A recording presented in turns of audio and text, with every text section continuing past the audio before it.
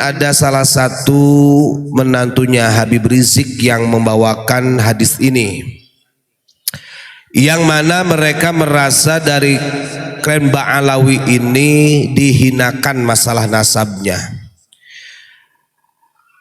Yang disampaikan oleh Kanjeng Nabi di dalam hadisnya itu begini, qala Rasulullah sallallahu alaihi wasallam, ithnatani fin nasi huma bihim kufrun. Jadi ada dua hal, kalau dua hal ini menimpa kepada seseorang atau ada pada diri seseorang, maka orang tersebut bisa dikatakan kufur. Yang pertama yang menjadikan dia kufur itu adalah at-ta'nu fin nasabi, artinya mencela nasab orang lain atau mencela urusan nasab. Kemudian hal ini dinarasikan seolah-olah bahwa dengan adanya tesis, dengan adanya polemik nasab pada saat ini itu adalah bagian daripada at-ta'nu fin nasab, menghina atau mencela nasabnya Ba'alwi. Kalau diartikan seperti itu, ini gak objektif. Kenapa? Karena harus dipahami juga di dalam syarahnya. Larangan Kanjeng Nabi at-ta'nu fil ansab ini adalah ansab yang ats-tsabitati fi syar'i atau fi zahiri syar'i. Kalau memang nasab itu sudah ditetapkan, sudah diisbat melalui nakib-nakib atau nakobah-nakobah yang jelas secara syariatnya, kan begitu. Maka kemudian ketika ada orang yang mempertanyakan apakah benar atau tidak ataupun perlu diverifikasi lagi, berarti ini belum sabitah, belum ada isbat yang kuat, begitu loh. Nah, ini kan seolah-olah digiring umat ini supaya tidak mempercayai ketika ada penelitian tentang sahihnya atau isbat ataupun tidaknya nasab dari Ba'alwi. Satu itu.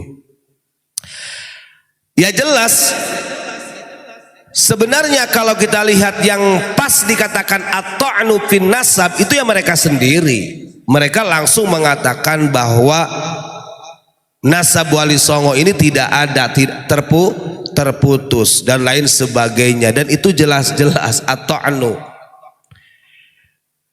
Maka sehingga munculnya tesis pengkajian tentang polemik nasab ya karena ulah oknum sendiri dari klan Ba'alwi yang at-ta'nu fin nasab lebih duluan. Pahami, makanya jangan hanya sekedar istilahnya kemudian sekarang karena digugat diteliti kemudian tidak terima merasa dihinakan. Hong awakmu loh ngece dari sketbian ngece terus dicarno oleh orang-orang Nusantara, kan lucu ini.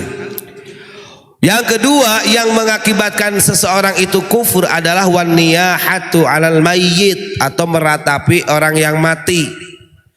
Papunten Pak, kalau kita lihat an-niyahah, makanya di sana itu di Hadromi, di Tarim itu yang dikatakan sebagai kota seribu wali, itu an-niyahah itu terjadi Pak.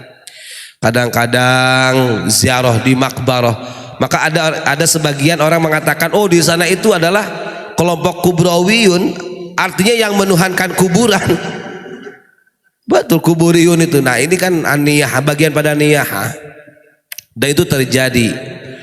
Ya ini mah tinggal introspeksi diri aja, monggo ya. Jadi jangan salah narasi. Justru yang at-ta'nu fin nasab yang lebih dahulu menghinakan tentang nasab daripada Wali Songo, nasabnya ulama Nusantara, ya dari klan Ba'alwi. Mereka sendiri, maka jangan salahkan ketika ada orang-orang kemudian bangkit ingin meneliti lebih jauh keabsahan daripada nasab Ba'alwi, terverifikasi ataupun tidaknya, atau sudah diisbat atau belumnya oleh nakobah-nakobah internasional, kan begitu. Tuh, kemudian dalam hadis yang lain, ingat, walaupun kemarin Habib Rizik sudah mengatakan, dia mengatakan bagi para habaib yang merasa dirinya sebagai dzurriyyah Rasul, cucu Nabi, janganlah sombong kalian. Nah, ini tetap bahasanya kan tetap ada cucu Nabi, ada pengakuan. Ini kan lucu. Artinya begini, kalau ketika memang ingin menyadarkan dari kaumnya, ya bahasanya yang bagus lah. Jangan kemudian kalimat itu dengan lantang disampaikan, wahai para habaib, gitu kan. Cucu-cucu Nabi, dzurriyyah Nabi, jangan sombong dengan nasabnya. Nah, ini kan artinya ada pengakuan yang kekeh. Itu strategi bahasanya itu. Jadi bahasa satire. Padahal kalau kita lihat dalam konsep hadis, Kanjeng Nabi itu mengatakan begini dalam sabdanya, innallaha ta'ala auha ilayya an tawadhu. Kata Kanjeng Nabi, sesungguhnya Allah Subhanahu wa ta'ala itu telah mewahyukan, telah memberikan wahyu, telah memberikan mandat kepadaku.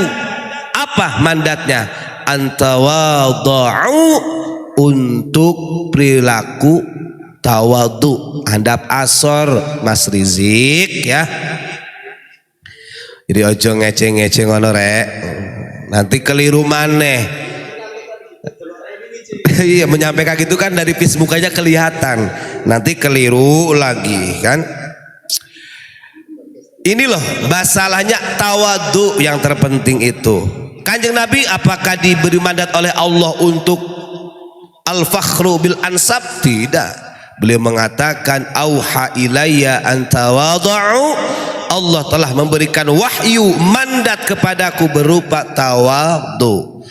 Apa maksudnya tawadhu? Hatta la yabgha ahadun ala ahadin.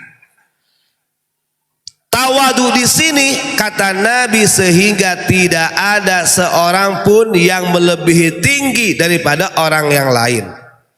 Artinya tidak ada yang unggul-unggulan, tafaddul, enggak ada.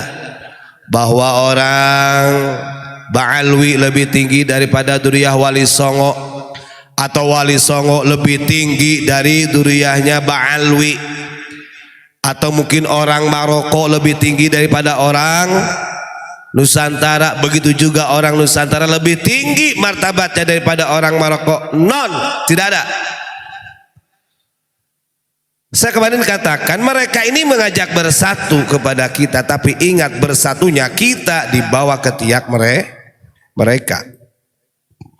Wala yafkharu ahadun ala ahadin. Satu lagi mandat yang Allah berikan kepada Kanjeng Nabi yang dimaksud tawadhu, wala yafkharu ahadun ala ahadin. Tidak ada kebanggaan satu sama lain secara nasab. Ini udah selesai sudah. Ini masih kekeh wae. Orang-orang dulu itu walaupun tidak isbat atau tidak intisab dengan dzurriyyah Rasul, ya jadi wali ya jadi wali. Artinya tidak harus i'timad bahwa kami adalah dzurriyyah Nabi yang kemudian kemuliaannya ini 100 derajat atau 10 derajat dibandingkan orang yang lain. Nah itu itu kebohongan seperti itu. Jangan percaya.